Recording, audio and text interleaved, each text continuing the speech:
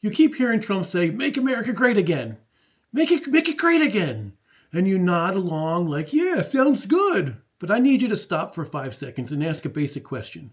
What does he mean by great? Because if we look at what actually happened just the last few days, the word great starts to sound insane. Let's start with something real. This week, not history, not opinion, a woman died during an ICE enforcement operation right here in America, not overseas, not in a war zone, a neighborhood, a community, people around. She didn't have a gun. She wasn't some cartel boss. She was trying to leave and she didn't make it home. I saw the video.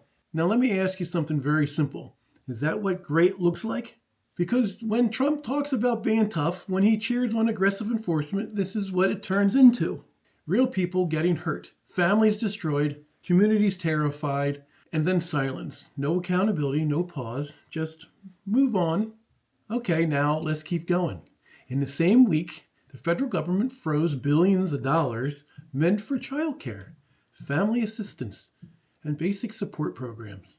Not luxury programs, not freebies. Things that help parents go to work, help kids eat, help families survive. Let me explain what that actually means because people hear funding freeze and their brain shuts off. That money pays for childcare so parents can keep a job. That money pays for food assistance so kids don't go hungry. That money pays for help for families who are already barely hanging on. When the money gets frozen, parents don't magically work harder. They lose childcare, they lose their job, kids go hungry. Again, real question, is that great? Because Trump keeps talking about strength and winning, but what does winning look like when kids don't eat and parents can't work? These are people who already are figuring it out. These programs exist because without them, families collapse. That's not ideology, that's reality. At the same time all this is happening, food assistance programs are being cut back, healthcare access is being tightened, work requirements, paperwork traps, delays, all designed to kick people off of help, not lift them up. So let me translate this into plain English. Less food, less healthcare, more fear, more suffering. And then Trump steps up and says, make America great again. Again when? Because I need you to understand something important. For a lot of people, America was never great to begin with, and right now it's getting worse. Now here's where I really need you to stay with me. You might say, well, this doesn't affect me. Okay, but it does affect, immigrants and poor families and kids and women and people of color.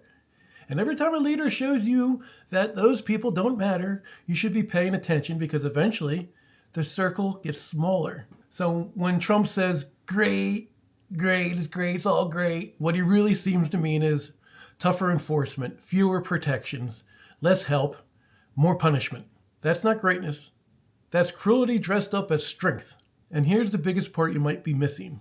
A country is not great because it waves flags louder or shouts slogans harder. It's great because people can live without fear. Right now, people are afraid of losing food, afraid of losing childcare, afraid of enforcement showing up, afraid of getting sick and going bankrupt. So when Trump says, make America great, I want specifics.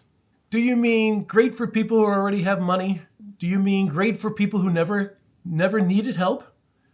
Do you mean great for people who don't live under constant pressure? Because if that's the definition, just say that. But don't look at a week where a woman dies during enforcement, families lose food assistance, and child care funding gets frozen, and then tell me this is greatness.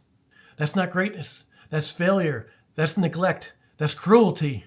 And if you're still clapping for the slogan without looking at the reality underneath of it, then you're not paying attention. You're just repeating words. So I'll ask the question one more time as clearly as possible. Make America great again for who? Because right now a lot of Americans are paying the price for someone else's idea of great.